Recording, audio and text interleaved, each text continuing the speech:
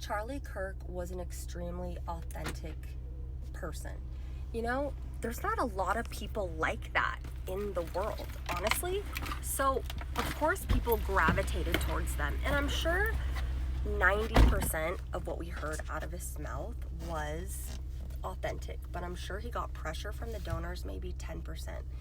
And there's a lot of people trying to speak out, like witnesses.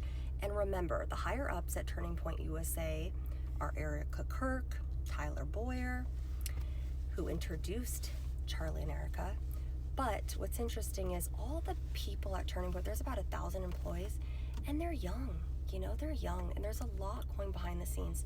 So I just want to remind everyone, can you be kind to the whistleblowers and employees? It takes a lot to see like your idol, your boss, get killed, assassinated like that. Of course you're going to be very fearful for your life. And how I understand them, because I was a witness for my friend of 25 years.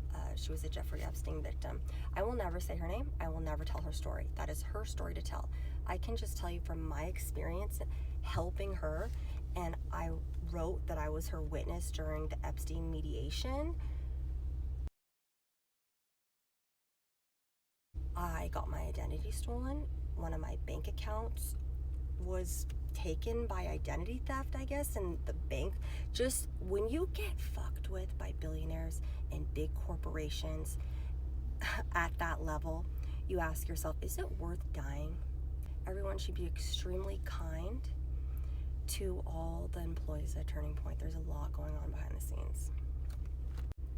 There are so many different branches of Turning Point. I guess there's TPUSA Youth, and that's the majority. I mean, there's 1,000 employees. There's lots of young employees there.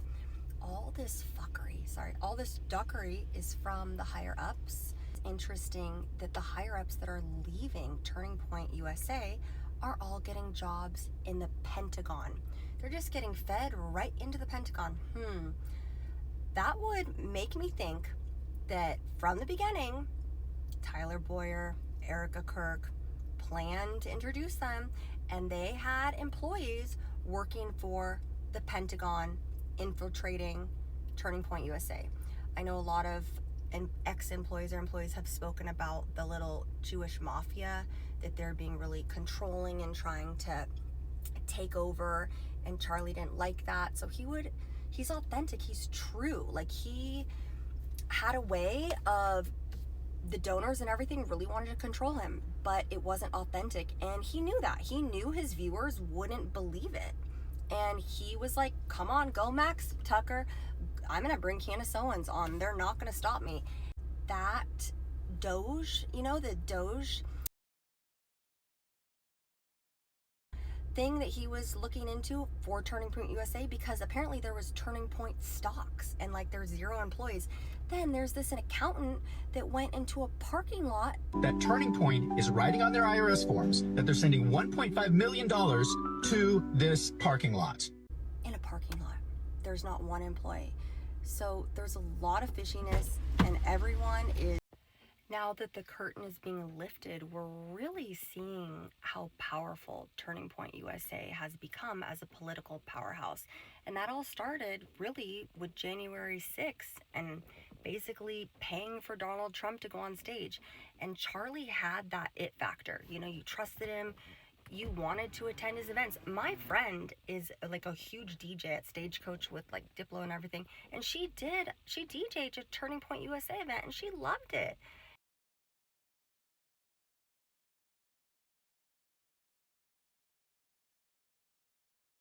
And she's like not political at all, and she really liked it. And there's a lot of young people there, and that's how we won the election, is because we won the young vote.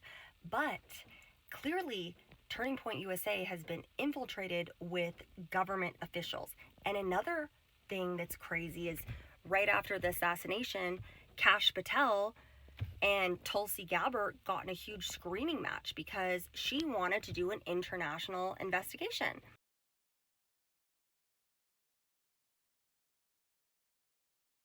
Why would Kash Patel not want an international investigation just to see if there was any other anyone from around the world involved in killing or assassinating an American citizen, Charlie Kirk.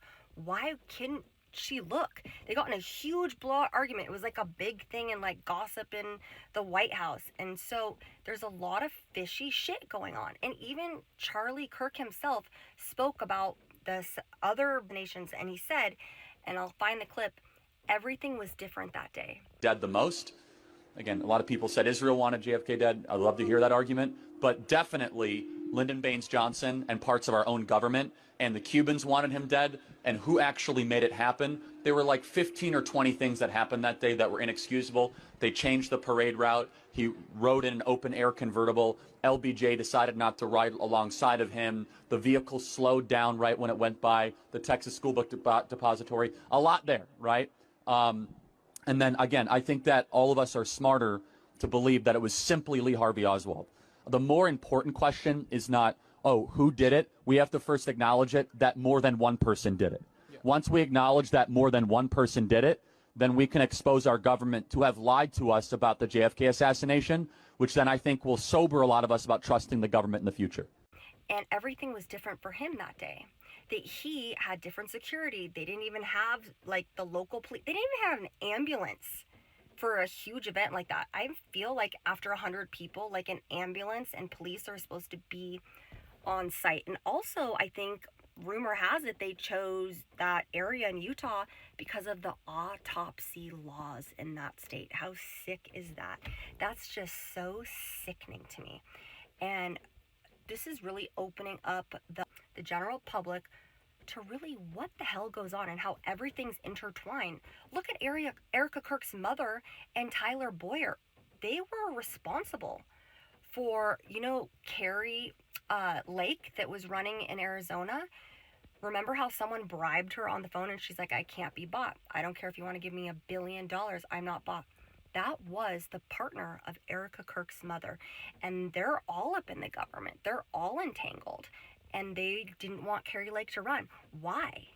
Because they're clearly, if they can just go work for the Pentagon, I couldn't just go work for the Pentagon. Like, no, you have to be trained. And I feel like they're using mind control to the young workers there and like seeing what they can do, because they did at the Charlie Kirk rally, how they're like, it's like a Trump rally, but his memorial in that huge studio in Arizona that I don't know how they got in such short notice. Fishy. Okay. Her company, Charlie Kirk's mother's company, did data for all of the people that attended. They took all their data, that, like on the W-band network. Oh, I can do a whole video on that. I know a lot about that crazy shit and our biofield. So she basically tracked everybody that was there to count how many people with their phones and their data took their data. And it's all crazy. She's definitely capable of that. And were all these employees at Turning Point USA, is this a government research experiment? Like, seriously, we just want the truth. The American people want the truth. I don't care if Mitch Snow, the witness, I want to know if he was there. Maybe he didn't see Erica Kirk. Maybe he did. Maybe he saw someone else besides Cabot. Whatever. Maybe he saw different security. I don't know. I just want to know who was at Camp Huachuca.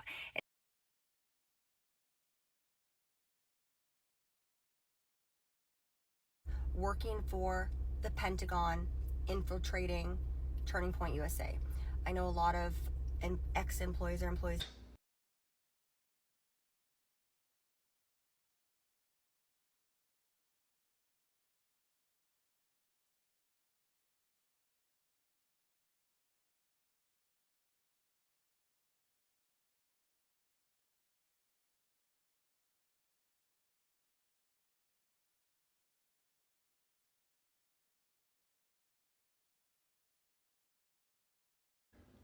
Okay.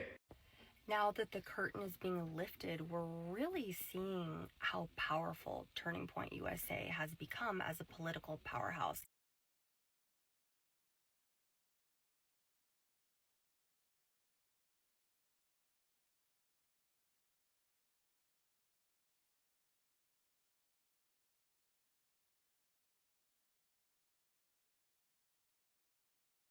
This country to hold things together.